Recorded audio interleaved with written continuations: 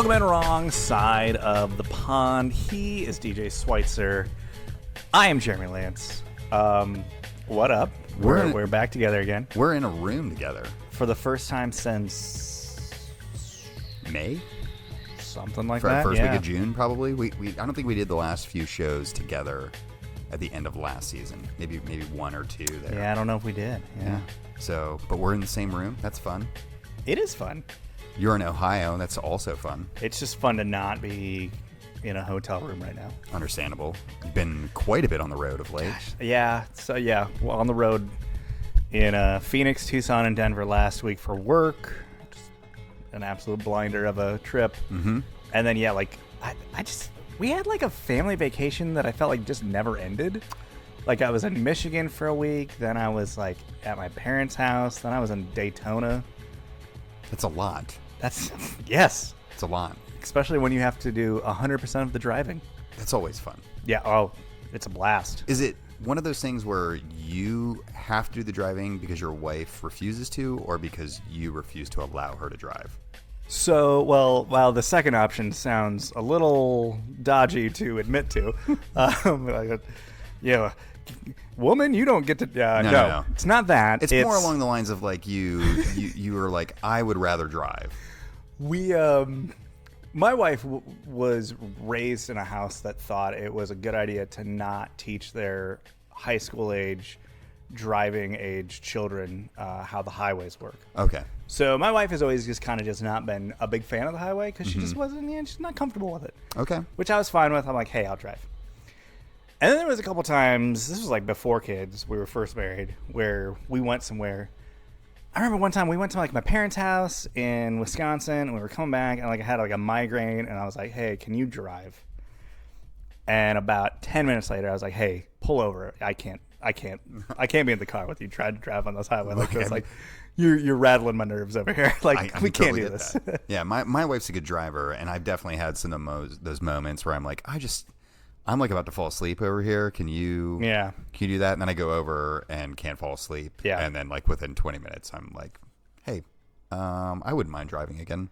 And it's it's not like against my wife in that way. It's more along the lines of, I'd rather me be driving. Yeah. I'd rather be in control of the situation because I know how I operate as a driver, and I'm good with that. And that works for me, and it works for her because she doesn't want to drive either. So perfect win-win for everyone there, except for your brain. At the end of a 2-week span where you've traversed the country a couple times over. A lot, So last Monday, I was driving in Arizona on Highway 10, and the week before that, I was in Jacksonville, Florida, driving on Highway 10. Well, I mean, you're just literally trying to hit all the points on that exactly. I just won it all. So yeah, it's been a. Be glad you didn't have to drive the stretch in between those two stretches. No, of highway, I did that once in college. Regrettable. Incredibly regrettable. I have a buddy and I that we drove out I-70 to get to Colorado to do some skiing, and just said, you know what, we don't need to stop. We can do this in shifts, and we did the old 26-hour drive-through, and I never, ever want to do anything like that ever again. I did Alabama to Scottsdale. That's a good one. Obviously. That's a good one. Yeah. That's all, you drive down to 10 and you just take 10 till the end of time. And Texas takes an entire day to get through. That sounds awful. Yeah.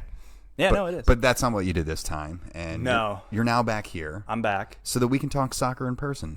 We're back. The league's back. Things are up and running. We missed recapping last week's matches, but I feel like a lot of those storylines bled into this week. They really did. It worked out perfectly in that sense. And the Premier League has roared back in some respects, and for some clubs it's not quite been as loud of a roar as others. Could have gone better. It really could have. But it has been a drama-filled start to the English Premier League season in a way that I can't really remember. It usually takes a little bit of time for us to work into the narratives for the season, it feels like. But I feel like this year we have just hit the ground running, and it's been an explosion of drama in just about every corner of the league. Yeah. I mean, it's been wild. We'll be getting to our match. The wrong side of the pond derby came early this season First one of the campaign between Spurs and Chelsea. We'll make that our second talking point of the night because we have to start in an area that just needs exploring.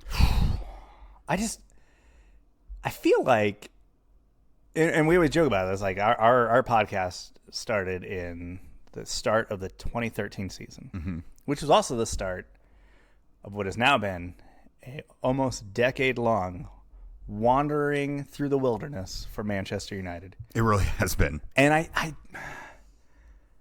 debated this in my head on this drive up here. Are we at the lowest point? I feel like it feels a bit recency bias. Yeah, and like we're literally 2 weeks in. You know what I mean? Like 2 matches in. We're not even far enough in to fully say that. But if you look at the totality of everything, not only are we now like how many managers in, and like it's still like we seem to be a rudderless ship, and we're still spending money wildly on a roster build that makes no sense. There's no system. There's no cohesive thought of what we're doing here. You have an ownership that has been not a good owner, but I feel like that situation in and of itself has like reached its lowest point, right? Yeah, certainly. I think, we're talking about this potentially being the lowest point. I do feel like the only consistency we've seen in this team outside of, downward trajectory has been the Glazers in this situation, right? Yeah. Like there's been no consistent set of players, no cohesive idea, which is just so antithetical to what Manchester United have been for the majority of my life, right? And as long as we've been paying attention to the sport, United were like the definition of consistency and excellence. Right.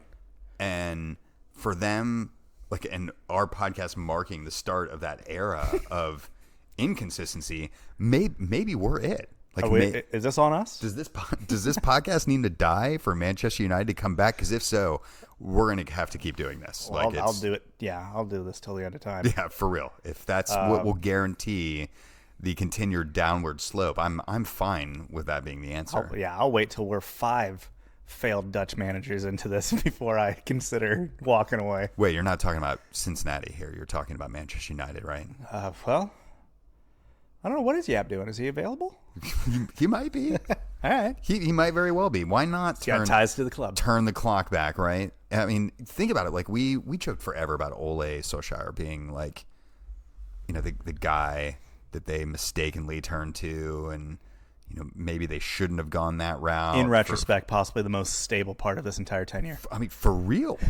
For real. And like, it's wild to think that because his tenure was littered with valleys and highs and lows. And now, granted, the 3 guys before him were David Moyes, who was not ready for the gig. Now probably ready for the gig. He's doing great at West Ham. Yeah.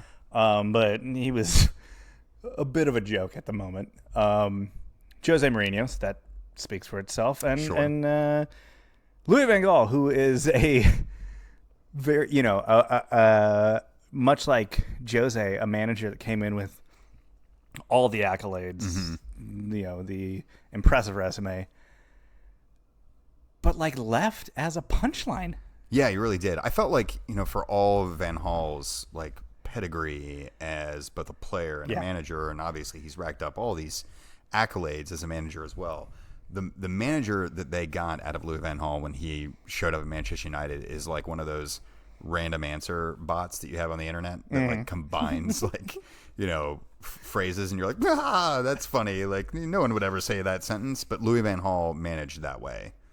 Everyone was replaying the clip he had years ago, because of a certain hair pulling that happened. We'll get to it here in a minute. Yeah. But Louis van Gaal talked about it in a post-match, a hair pulling incident, in which he was like, you don't.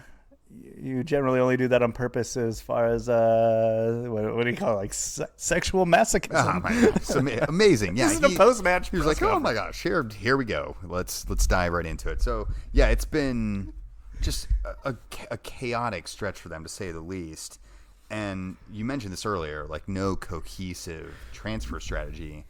And they going into the Erik ten Hag's era, they were like, look, we're going for system now. Like we have a guy who has a philosophy, and we're going to build towards that, and that's what we're going to focus on this summer. Unfortunately, you've had 9 years of not doing that you can't just make go away instantly. Yeah. Especially from a roster standpoint, where you have contracts and guys that are there. You'd have to completely overhaul the team, basically just literally dump them all out and start over again. And obviously, there's some pieces in there that you could make malleable to the situation that he's trying to instill. But if there is a guiding principle behind what they're doing, and obviously Ten Hag has a reputation for being that way, they have yet to make a single signing that would reinforce that idea in any capacity. This might be the sorriest excuse for a transfer window that I can think of for a club of their stature. Well, and you have, what's their plan right at the moment?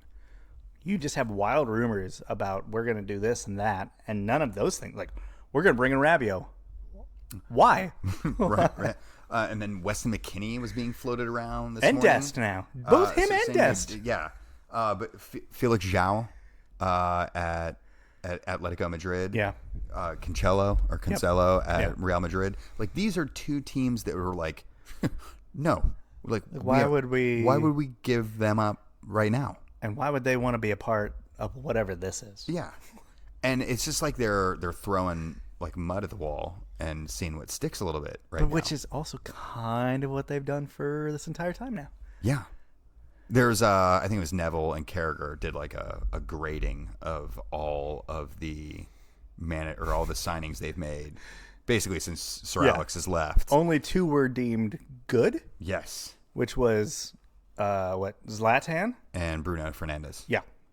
And it's hard to make an argument that they've made a single other impactful signing in that time frame. And these are including guys Bastian Schweinsteiger and Memphis Depay, who's doing really well for himself over at Barcelona, and just all these players that just have littered this squad for years. Some of them had great pedigrees themselves, and man, just all of them have fallen flat. And it's just an inconsistency in ideology. And this is exactly what happens when you have 9 managers in 9 years, essentially. You have a squad that's built out like it was built by 9 different people, and that just almost never works. Yeah. It's and then kind of dipping back into the whole ownership situation. That seems to be kind of hitting ahead. You had fans were posted, he kind of did a little protest and got the team shop shut down during the home opener. Oh yeah, I forgot about that.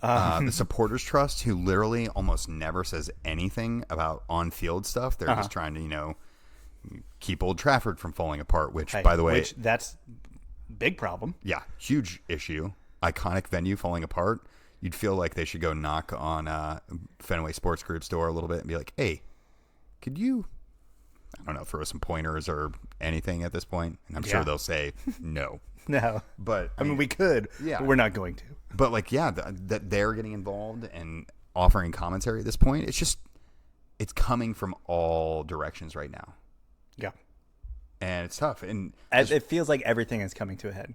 And the decade-long, terrible, aimless, expensive roster build that has gone nowhere. Yeah. The ownership that has soured by the year, relationship with the fans worse by the year, and the cracks are showing. The literal cracks are showing.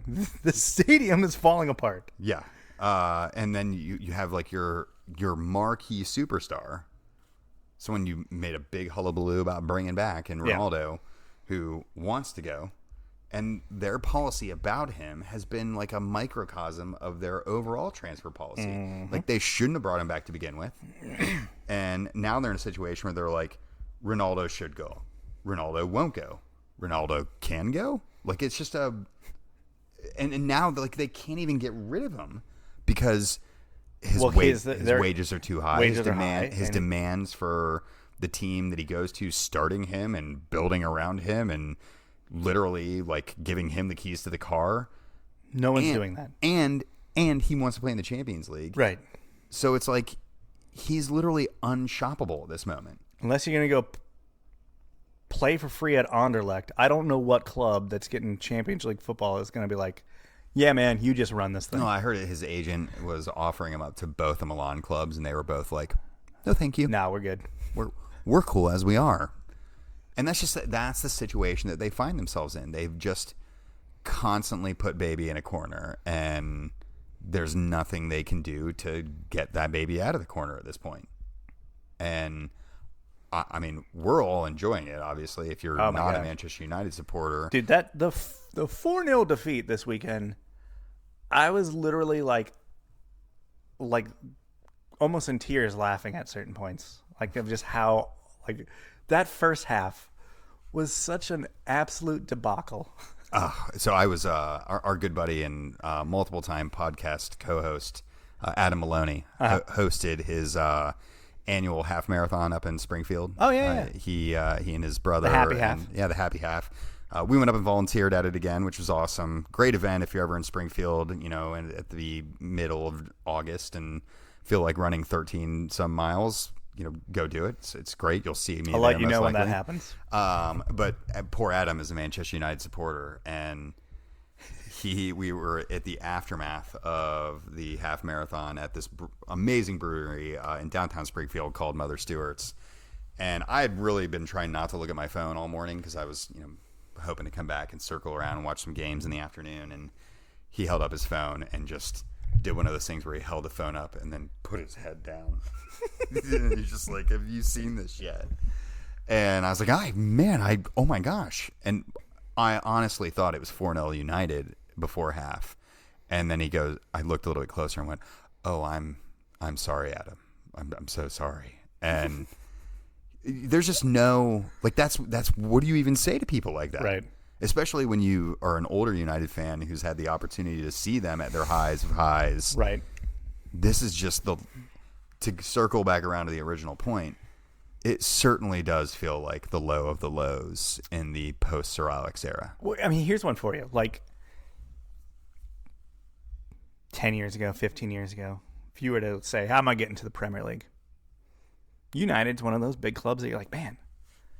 Hard to ignore awesome. them. How could you not? Like, this is really cool. Mm-hmm.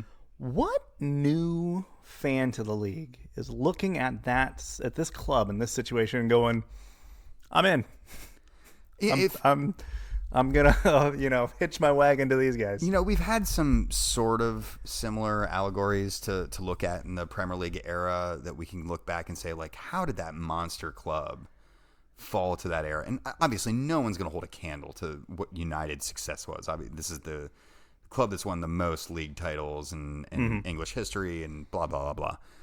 But you look at them and you go like, okay, well, Newcastle kind of did one of these things. They bobbed up and down a little bit. That's really big club. Leeds, obviously they made it to a Champions League semifinal back in the mid-90s. We've seen some of these big teams. Nottingham Forest. Yeah, that's another good one too, obviously. They won 2 European Cups. And now they're back getting their first win in the Premier League in 20 years. Yep. Which is both exciting and sad because undoubtedly there are some United fans out there going, how low is this going to go? Yeah.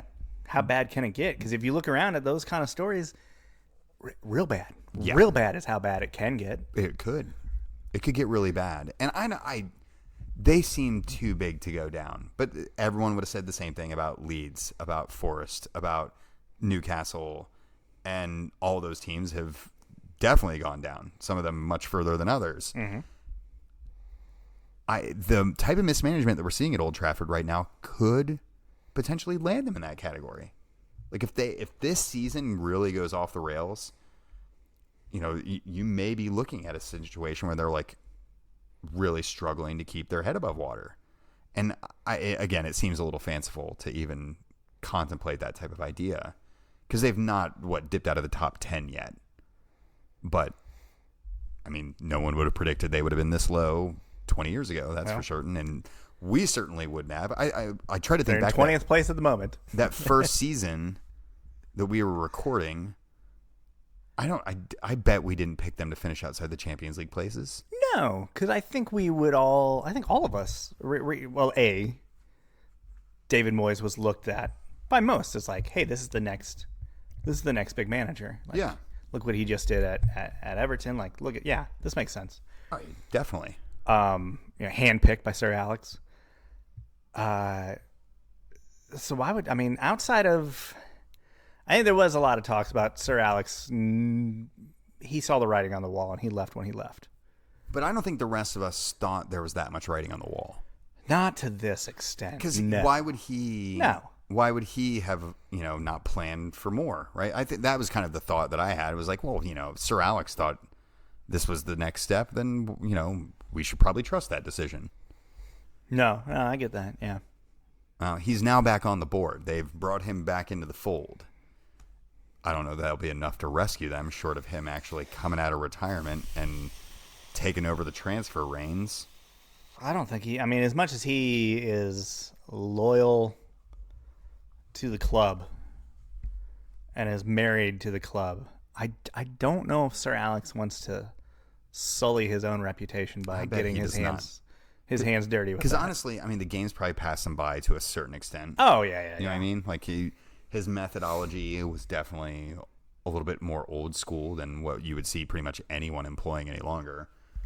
But you're right. Like, if he were to fail, how much would that tarnish his reputation if he were to come back? And this, don't do that to him. Nobody's even talking about this, right. So I don't think this is happening at all. But don't do that to him. Don't make him tarnish his own legacy in a vain attempt to salvage this absolute mess of a situation. Yeah, it's just a plain train wreck. There's really no other way to describe what's happening at United right now, and they have so much work to undo, and I just don't know that they're going to give Ten Hag the patience to see that through. No, you already saw where they were.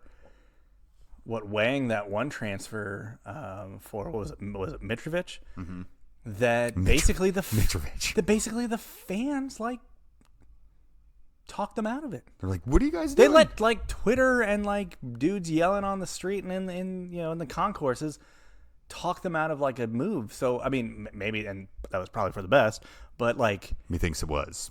That kind of shows what the ability to just be quick on the trigger is for them. Yeah. Well, that is United's current state of affairs. They are trying to put out the fire, and it seems like it's just spreading rapidly at the moment. Yeah. So we'll watch those flames burn.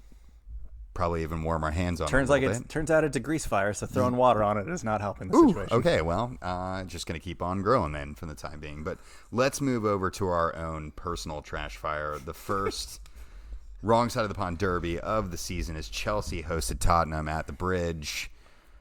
2-2 draw. If you looked at it from just the 20,000 foot space and you didn't watch the match, you go, okay, that's probably a fair enough, fair, reasonable result. Yep. Then you go in and actually watch what unfolded there, and talk about grease fires. So a lot to unpack. You kind of just want to go chronologically. So this match starts. First 45 minutes, Chelsea plays really well. Oh, my God. Spurs were lucky to go into halftime down 1-0. That Koulibaly strike to open things up was just, if it weren't my squad, I'd be chef kissing that thing into the sun. It was amazing. Yeah. Brilliant hit. Yeah, the two new guys, Cucurella on the corner, getting it to Koulibaly, combining for fantastic hit.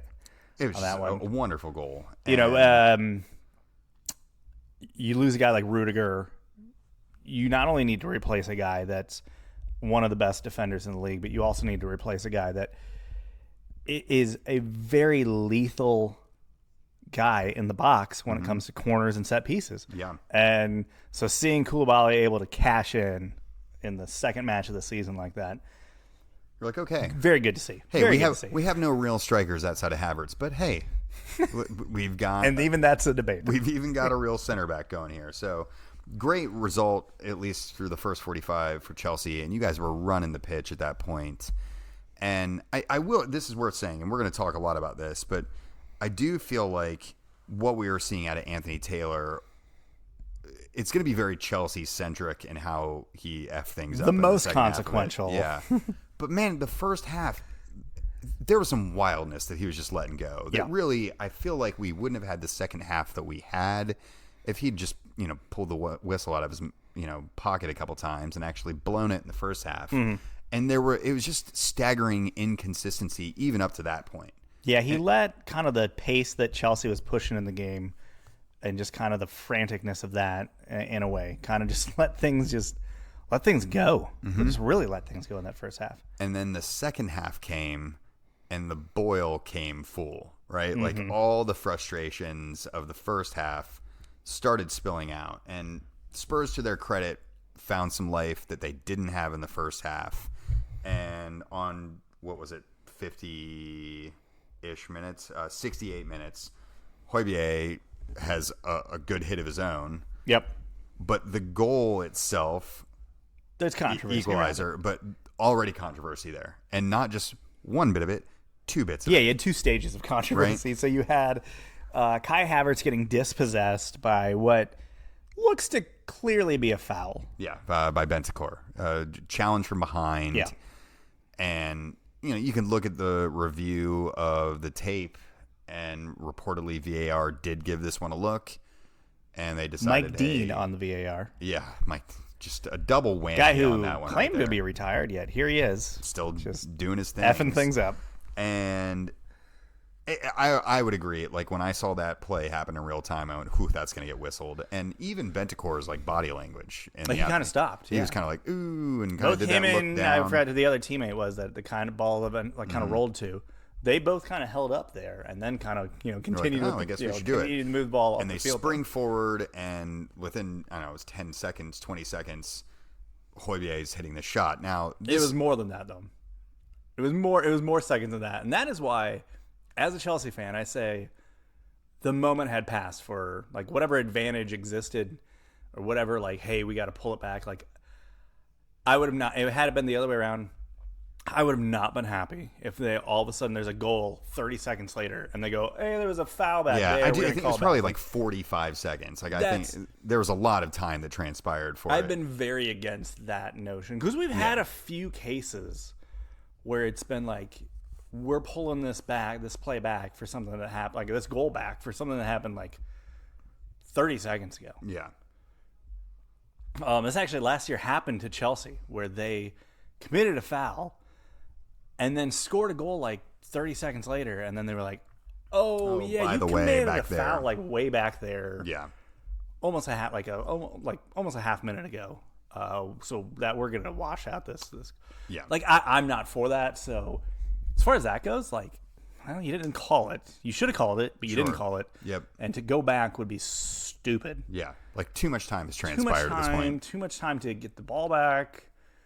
Too much has happened. No, I'm not for that. Now, the second bit of controversy here comes when Højbjerg hits his shot. Mm-hmm. Richarlison, who had just subbed in a couple minutes before to make his debut for Spurs. Yeah, he is where he normally is, which is offside. Offside position. And there is a shout there for him having been in the line of sight when that shot was hit. I've seen this broken down a couple different times. Yeah.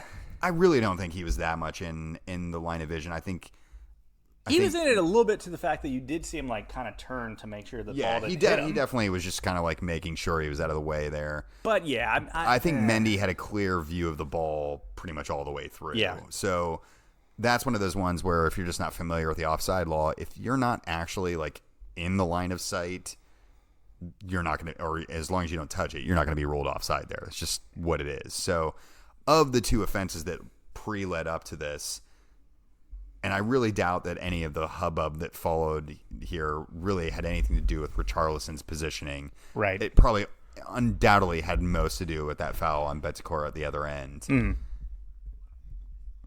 Conte was Conteing. Like, he was shithousing and celebrating the way that he's just kind of known for. And he went running over. He went running over to celebrate while Tuchel was giving the fourth official the business about the foul. And Tuchel, being Tuchel, is right there and took grave offense to the idea that Conte celebrated right in his kind of right in his general face, yeah. right in his face. Now, in this moment, I was like reveling in it. I was just rolling pig in mud. Conte is my manager. Like, this is fantastic. And they kind of had to be separated a little bit, and everyone's like, "Oh, drama! This is great." And Yeah, it's kicking off. I'm all for managerial drama, pretty much in any sense whatsoever. It's always fantastic. Oh yeah. And I mean, they still replay that clip of Jose flipping Wenger's tie. oh, it's fantastic. I mean, that's like literally like top 20 Premier League moment in their entire history. I think how many of the moments that Jose has himself in managerial drama, like he probably has some of the like. Tuchel will replicate one of those moments here in just a a couple bit. minutes. Yeah. So Spurs go level, and that stayed level for all of like 8 minutes total, if that. Yeah, it wasn't super long. Kai Havertz should have scored a few minutes after that. Beautiful ball in by Reece James. I mean, absolutely put it on a dime. I feel like the commentators at the time were like, "You'd have to try hard to miss that chance. Like, he really should have put it away." But yeah, it was 9 minutes later when Reece James puts Chelsea back into the lead, and Tuchel did his best Mourinho impression and literally sprinted down the touchline. I want to say it was a match against. He did it twice, I think. Actually, there was one where it was a match against Liverpool, and I think there's one again. It was a match against City. Yeah, the City one, because I remember distinctly because it was a very rare incident. It was a match winner by Fernando Torres. Oh man, those were rarities. Those were rare occurrences. And he ran all the way to the corner flag on that one. Now, luckily, Conte missed Tuchel doing his best Mourinho impression here. Well, I don't think Conte was looking to make any eye contact with that at that point. No, I think he was like, I'm just going to steer clear of this for the time being and not really get into that. So we have 20 minutes of chaos that follows. Like, there's, like, literally, it seems like there's no rule of law. Like, the sheriff has checked out, and just you guys can take on the rest of the match for yourself. And as we get deep into injury time, Spurs are in a corner. And of all the complaints that Chelsea have through everything that's transpired through this match, this is the one that I think that they have the biggest complaint. I don't, and I'm sure there's one out there. I've yet to see a pundit present the other side of this argument. No, I don't think there is one.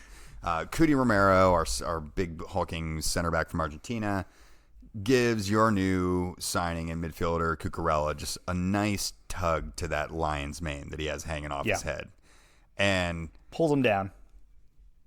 It was. There's no way that's not a red card. Like I can't. There's no way to really get around that. Now, if you get into the laws of the game, there's nothing explicitly. There's nothing explicitly said hair. It says no hair pulling is a red card. But it's always generally been perceived as violent conduct. Yes, in most circumstances, and there are plenty. If you dig out, there are some examples where it's just been yellows. There have been some examples where it's reds. Been foul.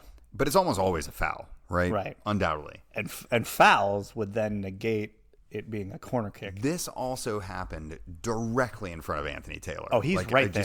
He's right there. He almost blocks the camera shot of it. That undoubtedly is playing into why the decision was made that it was, and we'll circle around to that here in a moment. But for whatever reason, he's like, nah, it wasn't a foul even. And I got nothing on that one, guys. Spurs take the ensuing corner, and Harry Kane nods it in and gives us a 97th minute equalizer. I mean, if you're Chelsea, maybe mark one of the three guys that were right there for that ball. Yeah, whatever. I've seen some explanations that would have said even if Romero was given a red there, the corner would still stand because it would be an out of play foul that transpired there.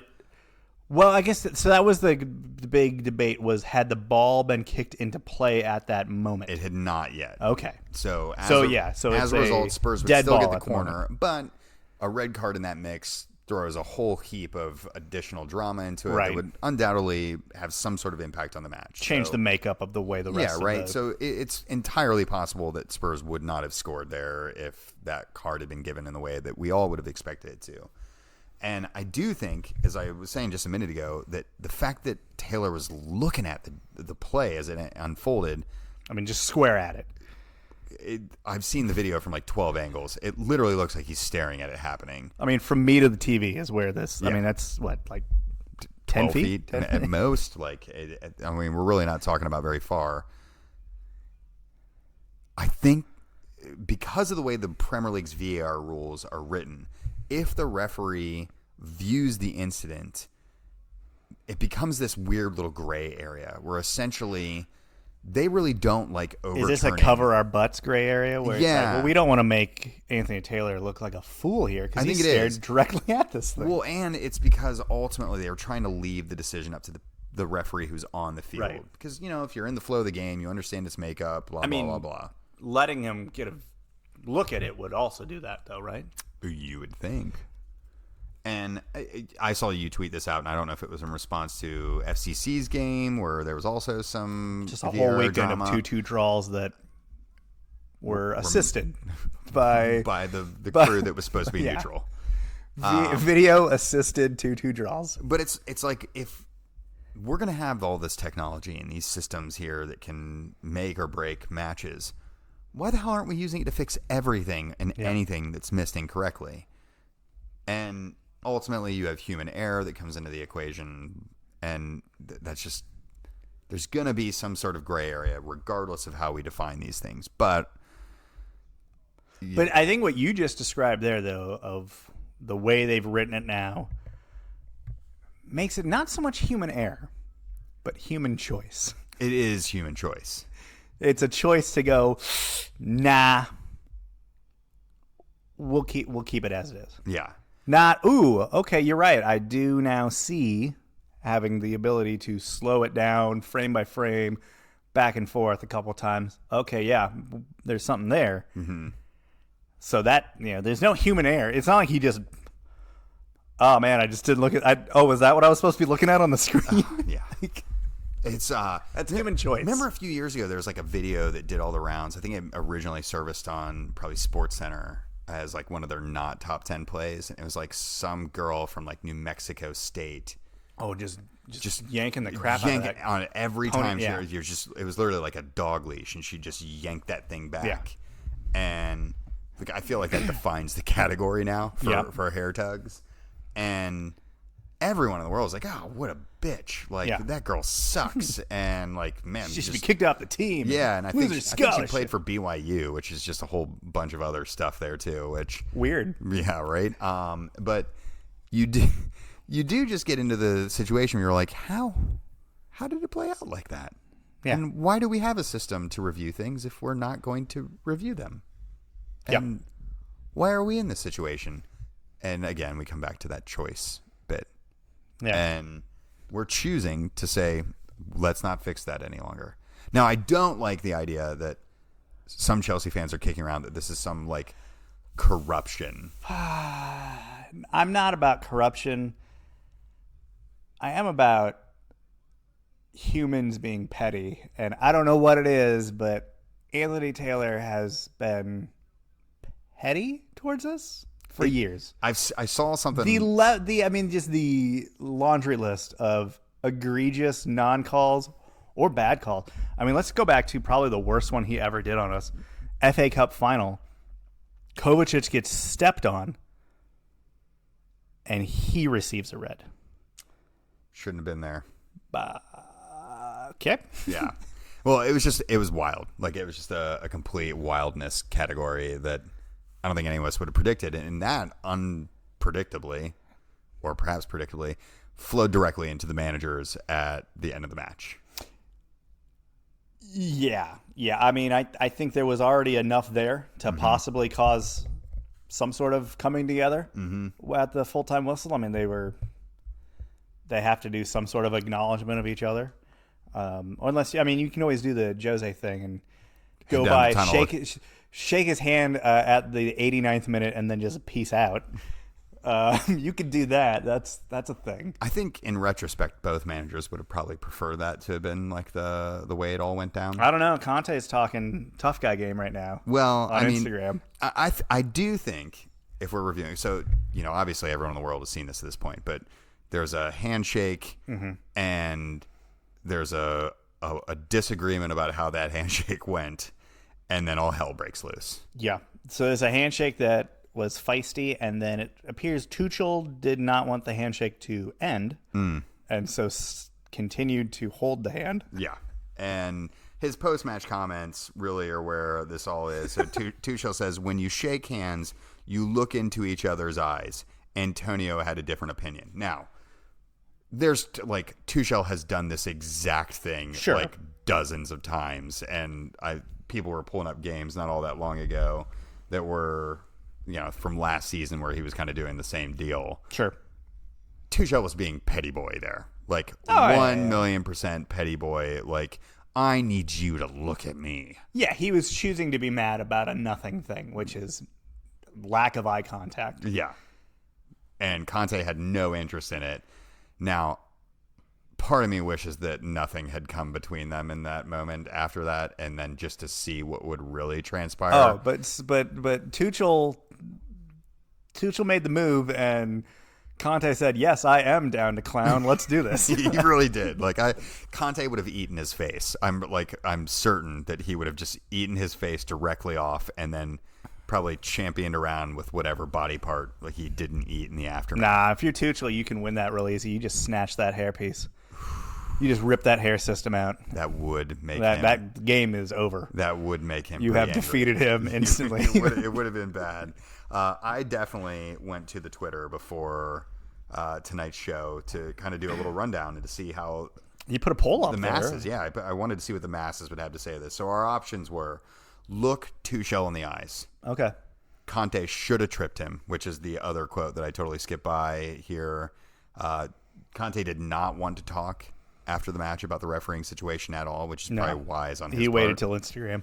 And later. He went to Instagram and basically and threatened he said, lucky I didn't see you, and this is in reference to the sprint down the touchline. And when he was actively not trying to look at Tuchel. Yeah, he said making you trip over would have been well-deserved. And I would have, not just because it would have been, my manager tripping your manager here, that would have just been the most delicious thing that's happened on a Premier League touchline of basically since that tie flip.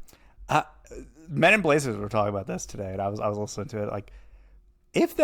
If he would have done that, does Conte survive then? That job? That's borderline Bo Schembechler kind of move that we were talking about there the other day. Hey, wasn't my wanker from week one a manager who tripped a player? Yeah. Yeah. So. Well, how's that guy doing? I think he's still in his job. Oh, okay. Yeah. So probably he would have survived it. Okay. Probably in a league that probably it was Argentina. Yeah. So it's a weekly occurrence. Fans throw acid on players in that league, so we can't really Ziploc bags full of urine as a common occurrence. But anyway, so Conte should have tripped him was option 2, and then third option was just enjoying the drama. Conte should have tripped him, got 24%. Look Tuchel in the eyes, only got 8%. Just enjoying the drama is 68%. And what if Conte went with instead did a Fredo kiss? Ooh. Just kind of grabbed his head and gave him a very condescending "you're dead to me" kiss. Oh man, that would have been.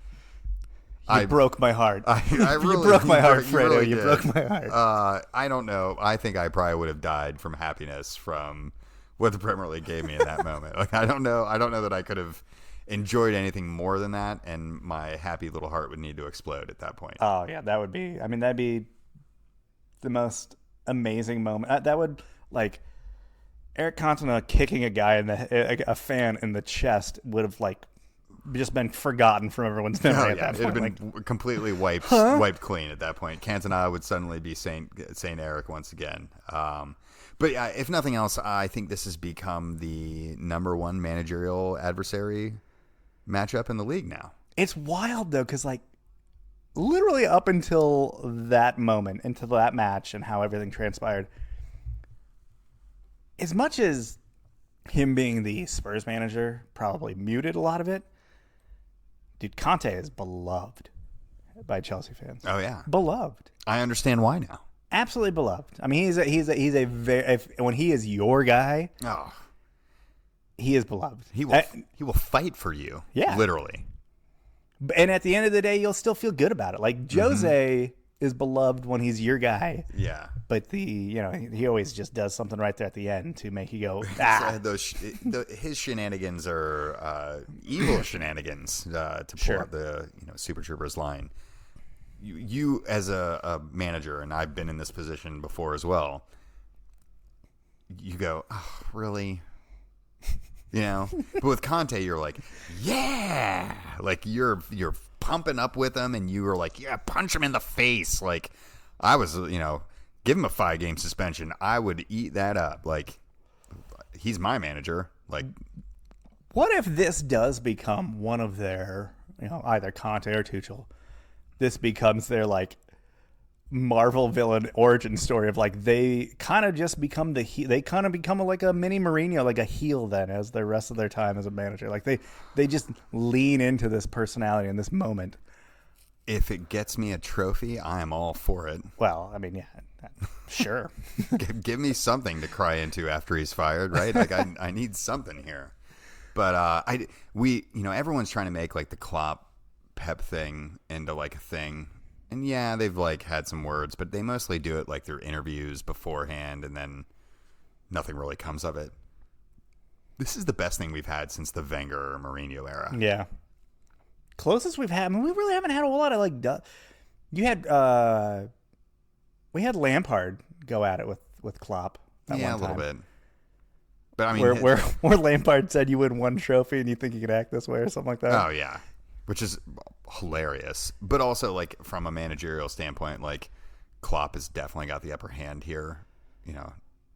Frank's not really got much to stand on the touchlines. No, it is about just keeping your head above water at this point, friend. It really is. So let's move on from our match, though, because, we're only about 50 minutes into this podcast, and we should probably talk about other ones, because they have happened since we last met. Liverpool also kind of just having a meh start to the season, not a Manchester United the sky is falling kind of moment, but just they've settled for 2 draws against teams that they had no business drawing against. Yeah, if you had said to after the schedule was released, you guys will be playing Fulham and Palace to open your season.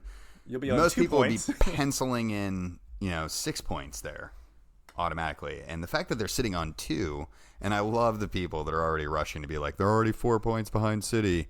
Like that matters in the way the races have transpired so far over the last, half decade. Who's the one that always makes up the ground, though?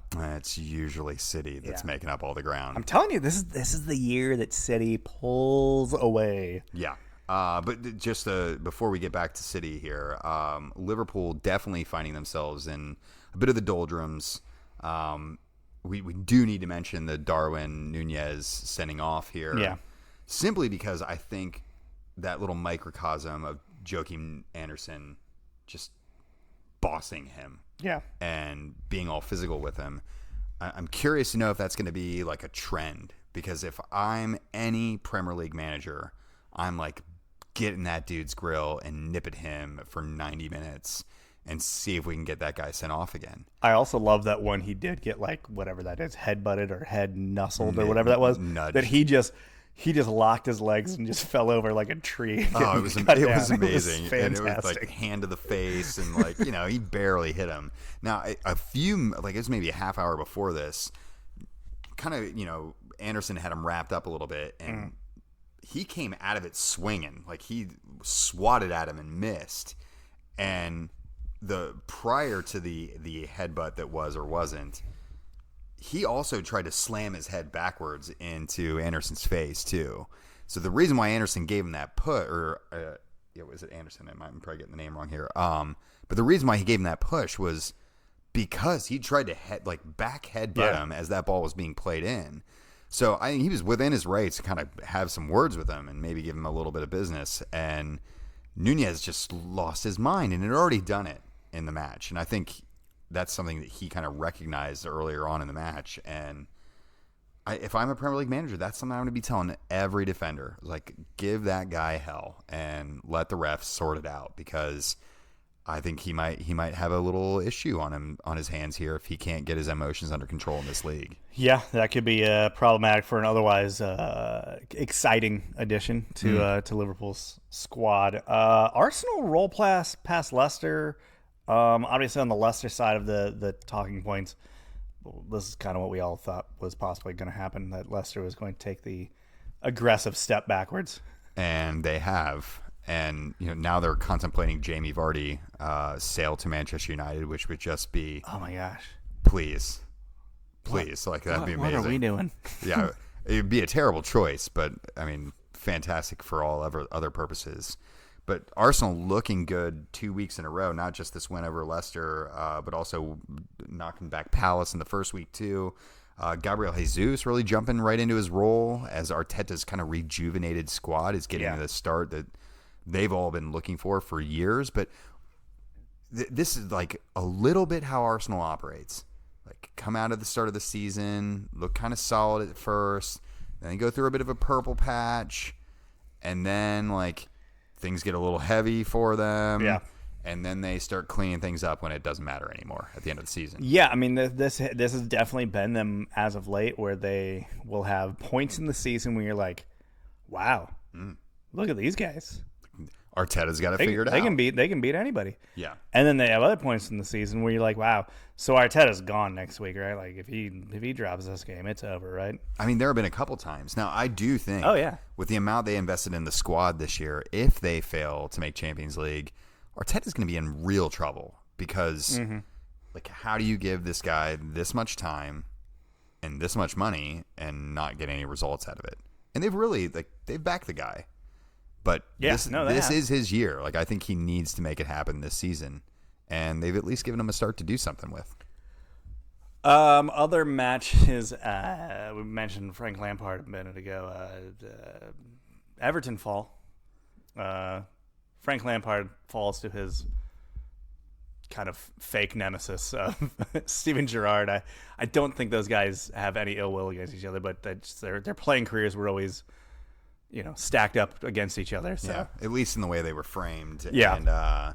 And we've said this even last year. I do think Gerrard's probably the better manager of the two, at least from I'm not really sure. I'm president of the Frank Lampard fan club, and I'm not debating that even remotely. Yeah. But Everton, we said this during the preview show.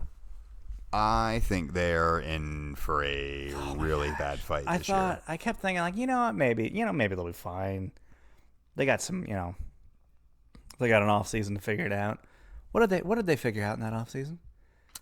How much to sell Richarlison for? Yeah. Well, and I didn't really realize. I guess they were running afoul of some financial fair play issues, which is why they've been forced into a bit of the fire sale that they have. They also sold off Digny as well, although he managed to score against his new team. And I guess in the reverse fixture last year, he did the exact same thing. Oh, fantastic. For the other side of the squad, which is just poetry in motion, if nothing else. But I'm concerned for Everton's future at this point. Yeah. I mean, this is also a club that's like kind of needs to be sold. Yeah. Remember, one of their owners was the first of the Russian oligarchs to get sanctioned by England. That they had like a good 2 week head start on Abramovich as far as that goes. So was that Asimov, I think is the name of that guy? So he had his yacht just jacked from him day one of that. And then they were also like, why don't you just get out of the country and forfeit up your ownership in Everton as well? You should probably lay low for a while. You might be wanted for murder, yeah. Brick. So yeah, Everton in the pooper still. They're just not in a very good position for themselves here. The only other team that I really had anything noted down for here was Leeds, America's team. I mean, they got a result, but they had the win. They had a 2-goal lead in this one. They did have a 2-goal lead, but kind of barfed it up. To their credit here, they were at Southampton, who was having their not necessarily anything to shake a stick at, but they do have a pretty passionate home crowd. It was on the road. I think it's a point that's valuable to them, especially coming in the aftermath of them defeating Wolves 2-1 in the first week. Sure. And I think for Leeds, every point is a point earned that's going to be valuable. Yeah, down and the stretch. More importantly, I think, is that these two teams in Wolves and Southampton are going to be the sides they're pretty much going to be up and fighting against directly. And that was something that Bielsa, I feel like, really struggled with during his tenure at Leeds, was, at least in the Premier League era, was getting them to get results against the teams they need to get results against. And I know it's early, but Jesse Marsh and his American contingent of Aronson and Adams, who are both starting matches right now, it seems like they're doing the right things at the moment. And, I mean, I'm enjoying it, if nothing else. Yeah, so far so good. Yeah, America's team. You hope it continues. I also So City, they cruise. I mean, they're playing so well. There's really barely anything to speak of. The exact dominance you expect them to have, they've had. The other one I got to point out though is Nottingham Forest getting their first Premier League win since March 16th, 1999. There's a Prince song in there somewhere, right? Yeah, well, they're gonna party like it. Mm-hmm. Been a minute. It's all. I mean, I love this. For me, I was it's 13. Like it's itching all of my nostalgia kicks here.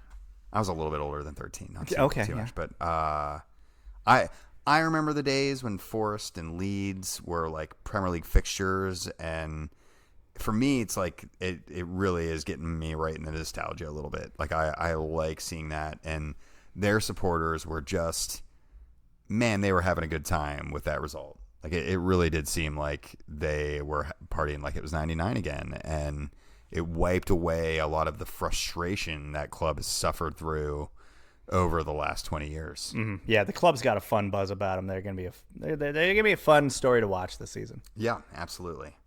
Should we head over to the American side of the pond? Let's do it. And it was the most American thing about American soccer this past week. An All-Star game. Yay, the All-Star game. Listen, I think we've done this diatribe a handful of times on this podcast, but I love All-Star games. I love the events. I've been to 2 of them now. Mm-hmm. I love this. I love that they've had this whole skills competition that they've kind of revitalized. Love it.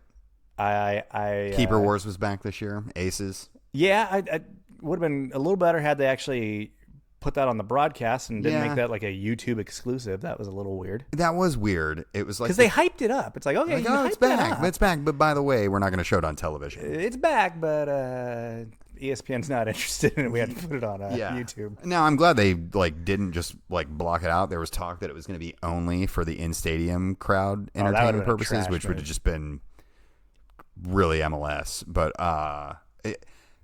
even the skills competition had some drama, like the way that it wrapped up with that crossbar challenge. Fantastic. Yeah. I really enjoyed that. Like, that was super fun. And everyone from around the world was like, oh, MLS, you're just being so MLS right now. And I was like, hell yeah, they're being so MLS. Like, this is when they should really embrace it. Like, if there's ever draws in the All-Star game, I don't understand why they don't go back to the old school shootout format. Like, that would be amazing. I'd be all about that too. So, I mean, it was a fun night, if nothing else. It was. I'm interested. Garber alluded to the fact that we're going to once again get a opposition format change. Yeah, I'll tell you what. This a little bit bugs me. Like if there's an element of the All-Star game that's starting to get under my skin a little bit.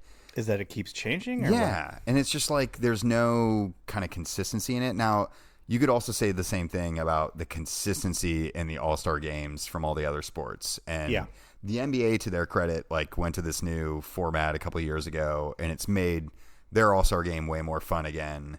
And so there's definitely value in breathing some new life into the competition. Sure. But where do they go from here?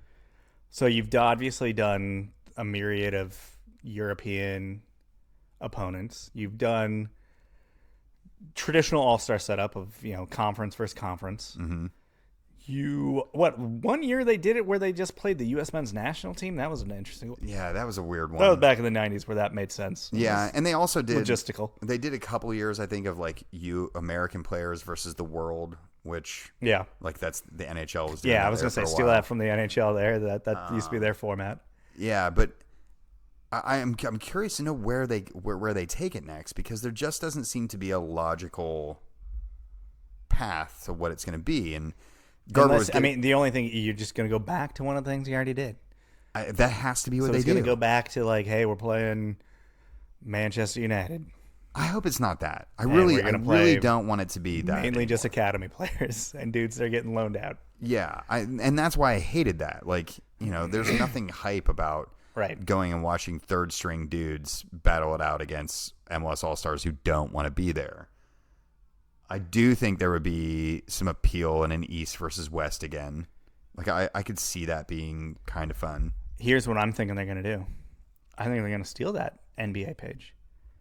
You get 2 captains and you do a draft. Ooh. I mean, the NBA did move to that. Oh, and it was kind of cool. It was cool. That is cool. I think that'd be sweet. That'd be pretty sweet. Okay, I could be on board with that. You can do, and there's a lot of that's a content heavy thing, obviously. That's like a whole like A show you can do of the 2 captains, Vela and Chicharito, you guys are the team captains. You guys are going to you know that's what it's going to be. Oh, they're definitely going to cook it to where it's going to be exactly who you want it to be like that. Yeah. But yeah, so it's the 2 of them just drafting dudes. I want that. I could get on board with that. I haven't even thought about that. Yeah, no, I think that's what they got to do. Because otherwise, you're just going back to what you've already done. Mm-hmm. Like, you're going back to East-West. Okay, kind of cool. Haven't done that in almost 2 decades. Mm-hmm. Or you're going to play, Chelsea B team or something. Like, that's like, Try that, done that. Yeah. Hopefully the writing's on the wall for that one as well. So, MLS All-Stars do pull out a 2-1 win. Somewhat surprising in that Mexico picked a team that was, or Mex picked a kind of balanced, intelligent squad to a certain extent because, their fans would do that. And our team picked like 47 strikers. Dudes. Just 47 strikers and a couple defenders and a goalkeeper here. But I guess, yay. I mean, it was an entertaining match. I enjoyed it. Was. I was a little surprised how, especially in that first half, how much, like, I don't know. I didn't think MLS was going to be able to just create all those chances like that. No. I mean, they especially in the way second more half chances than I thought they were going when the to. Star strikers weren't quite on, and it was like a bunch of MLS. I don't want to say that the second half wasn't MLS All-Stars because obviously it was, but it's MLS. It wasn't like their name players, right? It was like the guys who get the crap done for their teams, like Oladiero who came on and obviously had the game-winning penalties. So overall, it was cool, but we're gonna get a change again whether we want it or not, and who knows what it'll be. Team Gareth Bale versus Team Chiellini. Yeah, just split them up from one. By the way, we're currently watching the LAFC DC United match. Both of them not dressed due to load management. AKA, they didn't feel like playing tonight? Yeah. Against one of the worst teams in the league in DC Worst United. teams in the league, midweek match. Yeah, I got to skip that one. Ravel Morrison's out there. I'd like to not get my leg broken. Yeah. Thanks. Thank you. My ankle would prefer not. Yeah. Just looking around the rest of the league, San Jose looked like they finally replaced Matias Almeida as... I didn't realize that they hadn't done that yet. He's been gone for how long now? I think they fired him. They fired him early into the season. It was like 2 months into the season or something insane like that. There's like 9 games left in the season. And he will not be joining them for the rest of the season, as it's being reported. Oh, okay. Luchi Gonzalez, who's the assistant coach for the U.S. men's national team, former FC Dallas head coach. Oh, so he ain't showing up to the job till after he will the be holidays. Staying with the team through Qatar, according to the current reporting, and then we'll join up with them in the off season. So, okay, good. But I do think this will be Luchi's last shot if he doesn't make it work in San Jose, and that seems to be what happens for most managers in San Jose. I just stick with that cush gig with the national team, but yeah, I would too. Don't take any of the heat. You got a handle on your hands there in San Jose. Yeah. Also worthy of note, our one and very own Brandon Vazquez here from Cincinnati, currently leading MLS's Golden Boot race. Yeah, that's exciting because if you'd asked me a year ago, I'd have laughed in your face and said that is a preposterous idea, Jeremy. Yeah, I tweeted this out after the Philly match. Just want to really thank Nashville for allowing FC Cincinnati to come in and grab him off them moments after the expansion draft happened. for what was it, like 50K in game? Like, it was not much. It was one of the few like low dollar amount deals that the Dutch regime pulled That was off. Nijkamp doing two things he normally doesn't do, which is not overpay and Getting domestic someone player. getting someone from this continent. Yeah. Wise choice there. And man, is it paying off? It seems very likely FCC are about to pick up his option, which they have for next season at a minimum. I'm kind of shocked they haven't done it yet. Probably going to have to negotiate a bit of a wage change. You would presume. And if they were smart, they'd definitely do that. And it does seem like Chris Albright is in the smart category. Yeah, you also have a lot of money coming off the books this offseason, so you have room to work with that. Yeah, certainly. Also feel like he has really played himself fully into not just national team discussion, because he's undoubtedly going to get a call up for the September friendlies. It would be unfathomable at this point for him to not be called up in September. And if he even marginally performs well, I think he will be hard-pressed to not be included in the World Cup squad. There's no one hotter in the American striking pool at the moment. No one. And listen, this is a national team that gave Josh Cesardes a zillion caps. I'm pretty sure they can give this guy a look. I think so. And, you know, you look around at some of the competition that he would be up against for that role. Ricardo Pepi is, like, barely sniffing the field at Augsburg. Is he still there? Is he still at Augsburg? Still there. Yeah. I know. I heard there was rumors at one point in the summer that they were possibly going to loan him out somewhere. Yeah, I think he made an appearance off the bench, I think, in the first match. That's something, I guess. Yeah, and you know, I think Malik Tillman Yep. is probably, where's he at Rangers? I think is the one probably giving him the most competition for the spot at the moment. Sure. You know, there's a couple other options out there. Scottish League, though, is basically like equivalent to like League One in England. Yeah, essentially. You know, it's probably not too far off the mark for MLS, but probably a bit below it. Yeah. On so anybody that's seeing that and goes, "Oh, he's doing that at Rangers." Yeah, that's not really any different competition than playing in MLS. No. There's someone I'm forgetting at the moment who's probably also in that contention area as well. But I mean, yeah, Ferreira's gonna. Oh yeah, I think I think he's already kind of. I think he's kind of in the squad already. Yeah. He's already been a part of the fixture for a while now. So I hate to make too bold of a prediction here, but if he stays this hot and if he gets one goal in these upcoming friendlies, I think Greg would be in a really odd spot to not bring him along. What happened to DK? He's at West Brom, right? He's at West Brom. He just got hurt again. Gosh, dang. Just got hurt again. So that's a guy you root for, and that sucks. Yeah. I don't know what it is about our forward striking situation, but we just cannot seem to get healthy around the time we need people to be healthy at. So anything else you want to touch on domestically before we wrap this thing up? Matt Miazga lives in Cincinnati now. Oh, yeah, that's true. Worthy of note. Fellow Cincinnatian at this point. Talk about someone who's trying to play himself into World Cup contention with some regular minutes, finally. Getting himself in front of Greg. I think that's beyond World Cup contention. That's, hey, remember that I exist contention. Yeah, I don't know that Miazga is going to find himself in the squad, regardless of how well he performs over the close of the MLS season. It's going to probably take some unfortunate circumstances for others for him to even get a September call-up. Yeah, I would agree with that. Like, it's going to be there's going to have to be a bit of injuries to some guys that have sort of claimed. I mean, that's not the striker position where it's been just a absolute mystery for years. Yeah, there's multiple legit options at the center back position. Yeah. One of them, just made his debut for Crystal Palace this weekend or Monday. Chris Richards. Although, where did Brooks go? Didn't he just transferred to some weird club? Like, he went to Saudi Arabia or something. He did just transfer to Saudi Arabia. So he's like, hey, road to Qatar. I'm already here, guys. Yeah, like, guys, I'm just down the street. Pick me up. Like, I'll walk. That's a 30-minute flight for me, guys. Yeah, right. Yeah, he'd been without a squad since May, I believe. What So the heck? Yeah, that's weird. yeah, Was that? I mean, he had to have had his suitors like here, right? Like, why did he not?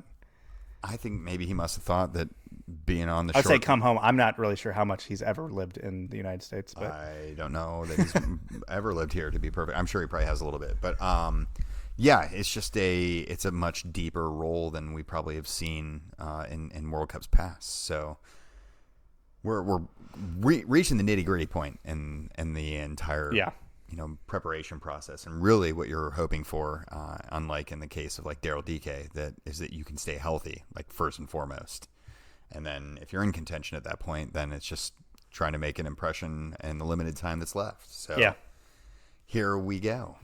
But Miazga and Cincinnati, hopefully a back line that desperately needed improvements. Ooh, yeah. Probably still beyond just one Matt Miazga away from being good. So, yeah, they'll have to figure out a way to right the ship the rest of the way. Absolutely. I think we're at winners and wankers. Okay. Who is your wanker this week? My wanker this week is the unnamed and will remain unnamed. I saw there was a bit of a doxing issue going on, but unnamed Austin FC Capo, who's went viral last night for a video of her throwing water at a guy for essentially just using his phone. Mm-hmm. Like taking video on his phone. Yeah, he's just trying to film the match that was happening right in front of him. Yeah. And she really did not like that. No. Apparently she worked for MLS's copyright, broadcast rights. And she's like, you do not have written permission from Major League Soccer to disseminate or distribute this footage. Yeah. And she literally was throwing cupfuls. Like, I don't even know. It's like she was refilling it and throwing more cups of water at this dude's face. It's a good thing that, like 2/3 of the country is not dealing with a drought right now. Not to mention, I was hearing that there are water refilling stations in that stadium, and they were like 20-minute lines to get water, and this chick's just throwing cupfuls out of it because someone pulled out their phone. Like, this is just... Like, guys, this is why a lot of people want nothing to do with supporter culture. Yeah. Like, people that absolutely love, sleep, eat, and breathe this sport don't want to be 100 miles within supporter culture. Yeah. Like, they want nothing to do with that. They want to be nowhere near the gatekeeping, the... you must do this, the nonsense. It does seem to be most rampant in clubs that are relatively new. Where everyone's still trying to make up for lost time, or there's just or they're trying to like sort out the pecking order for like how their hierarchy works within the supporter groups there. And man, just you get a little bit of power and people just get drunk on that stuff. And I can't even fathom why there would be a no cell phone rule. Like, what? Who's enjoying that?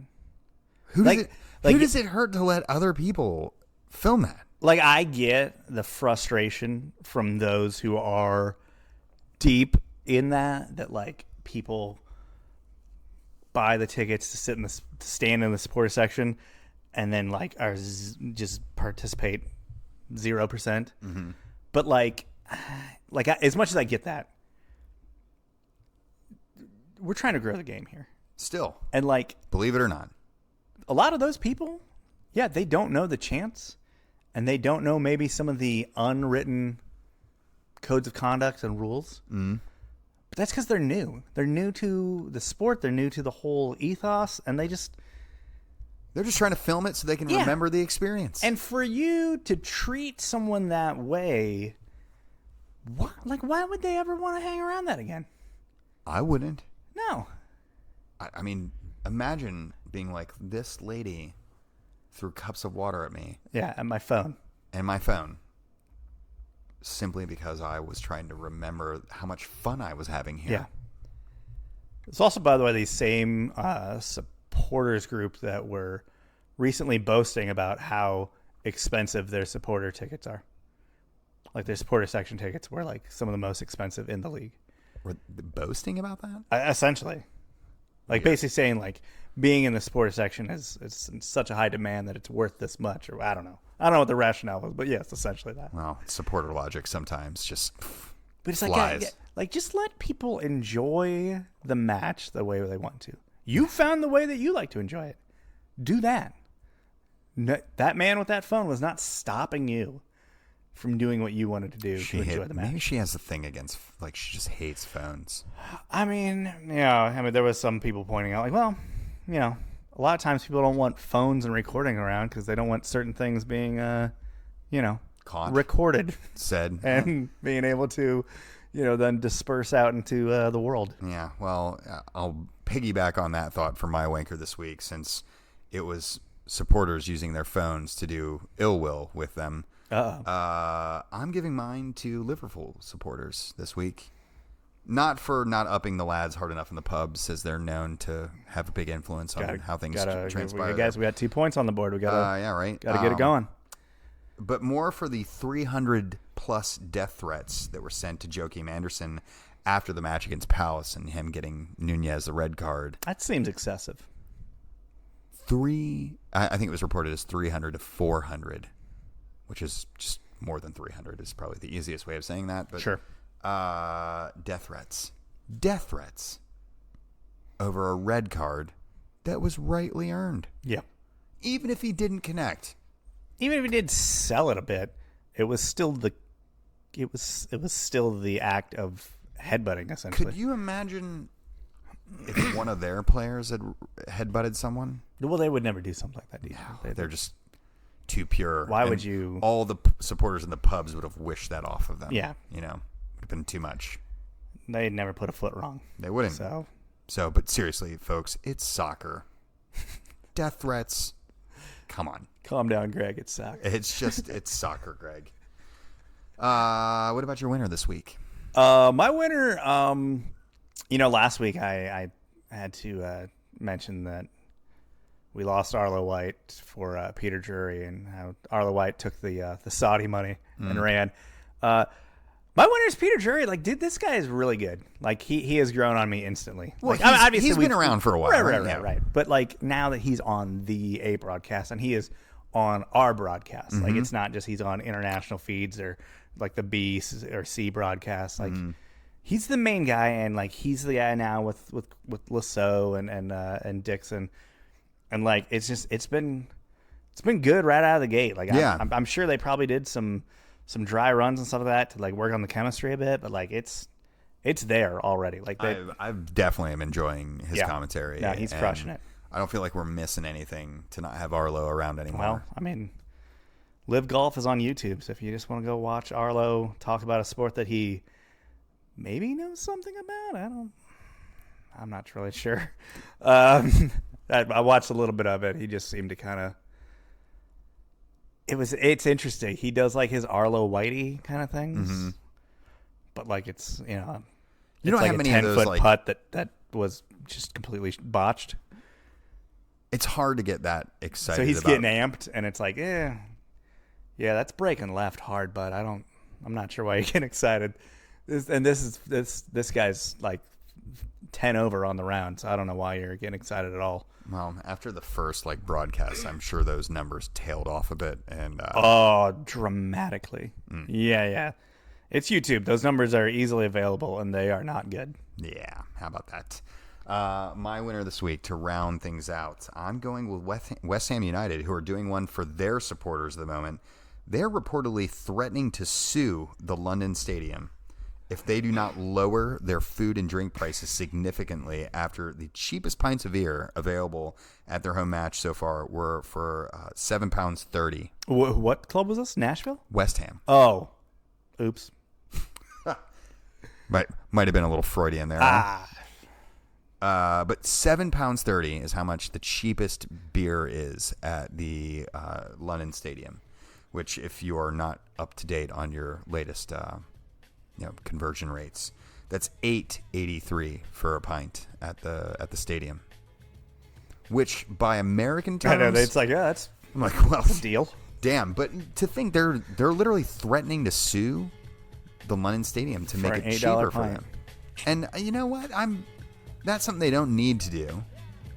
It's a small thing, small gesture for their supporters that goes such a long way to building the confidence in your club. I feel like that's like a big thing in like the Bundesliga clubs basically like try to brag on like how cheap their beer is. You get like and how they like a $2 pint there. And like they're all about like, hey, we take care of our fans because like we're gonna not gouge them on this beer, and like that's like a big kind of like almost a moment of like a point of pride for Bundesliga clubs. Here in in the U.S., everything's $1,000. There's a bottle of water for $8.83. Oh, you want this tall boy Miller Lite that's $2 at a gas station? Yeah, that'll be $13.50. Why not? Okay. Why not? Alrighty. But it's not much. They're not giving away a whole lot there. Nope. And doing their supporters a solid. So gotta be there for a club and give them a little bit of praise when they're trying to go out of their way for something like that. No, it's good. So that brings us to the end of this week's show. If you want to get a hold of Jeremy, he's at Jeremy Lance on Twitter. I am at Wrong Side of Pond. Until next time, folks. See you.